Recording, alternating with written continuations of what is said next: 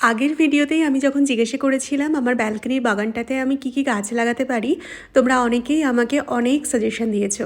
আজ কিছু seeds order করেছিলাম মিশো থেকে, আর অ্যামাজন থেকেও কয়েকটা জিনিস অর্ডার করেছিলাম।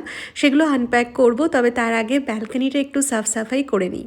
একটা গাছ হয়েছে, জানি না লতানো গাছ কিনা। যদি এটা লতানো গাছ হয়ে থাকে তাহলে কেটে দেবো, তোমরা কমেন্ট করে জানিও।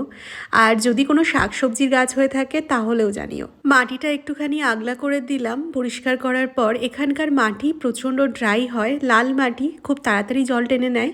তাই এই ভার্মি কম্পোস্টটা অর্ডার করেছিলাম অ্যামাজন থেকে। মোটামুটি 5 কেজির মতন ভার্মি কম্পোস্ট আমি অর্ডার করেছিলাম, সেটা দিলাম এখানে। এতে করে মাটিটা একটু ময়েশ্চার থাকবে।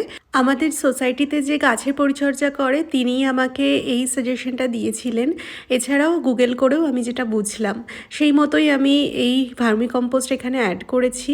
তারপর জল দিয়ে পুরো জায়গাটা ভালো মতন ভিজিয়ে নিয়ে এবার এই সিডসগুলো এখানে পুঁতে দেব। আমি অনেকগুলো সিডসই অর্ডার করেছি, তবে সবার আগে জাস্ট চেক করার জন্য আমি পালং শাক আর লাল শাকটাই দিচ্ছি।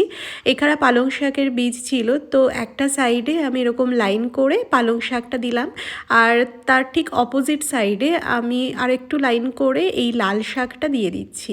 তারপর আবার ওপর থেকে একটু জল ছিটিয়ে মাটিটা ভিজিয়ে দিলাম। জানি না গাছগুলো হবে কি না, তবে যাই হবে না কেন আমি আপডেট দেব তোমাদেরকে।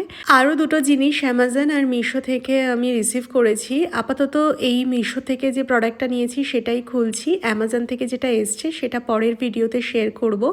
আমাকে অনেকেই সাজেস্ট করেছিলে ব্যালকনিটা পরিষ্কার রাখার জন্য এই ধরনের স্ট্যান্ডগুলো কিনতে, তো আমি সেগুলো অর্ডার করে দিয়েছিলাম মিশো থেকে। আর স্ট্যান্ডের কোয়ালিটিও আমার ভীষণ ভালো লেগেছে। তো সব কিছু হয়ে যাওয়ার পর আমি লাস্টে ভুলেই গেছিলাম এই রাবারগুলো লাগাতে নিচে, পরে সেগুলো লাগিয়েও দিয়েছি। আর মেঘ করে এসছিল অলরেডি, সন্ধে হতে না হতেই শুরু হয়ে গেল।